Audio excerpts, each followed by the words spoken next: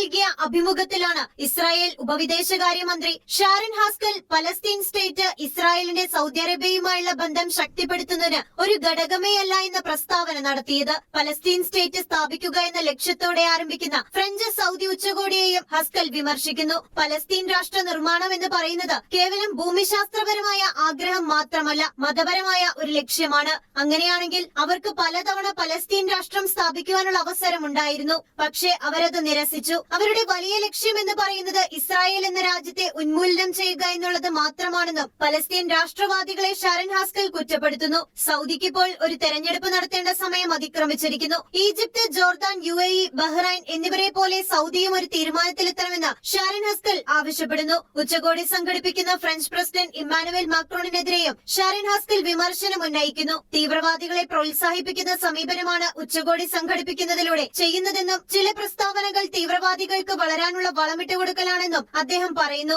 ഇപ്പോൾ ഉച്ചകോടി നടത്താനുള്ള ആവേശം കുറച്ചു മുൻപ് കാണിച്ചിരുന്നെങ്കിൽ ഹമാസ് വെടിനിർത്തലിനും ബന്ദികളെ വിട്ടു നൽകുന്നതിനും തയ്യാറായേനെന്നും ഇസ്രായേൽ ഉപവിദേശകാര്യമന്ത്രി കുറ്റപ്പെടുത്തുന്നു. അതേസമയം ഇസ്രായേലിന്റെ നിലപാട് ശക്തമായി നിലനിൽക്കുമ്പോഴും അന്താരാഷ്ട്ര തലത്തിൽ വ്യത്യസ്ത ശ്രമങ്ങൾ ഗാസയിൽ വെടിനിർത്തലിനായി തുടരുകയാണ്. ഫ്രഞ്ച് സൗദി ഉച്ചകോടിക്ക് ശേഷമുള്ള രാഷ്ട്രീയ പരിവർത്തനങ്ങൾ അടുത്ത ദിവസങ്ങളിൽ വ്യക്തമായേക്കും. ഇന്റർനാഷണൽ ഡെസ്ക്, ഷെക്കേന ന്യൂസ്.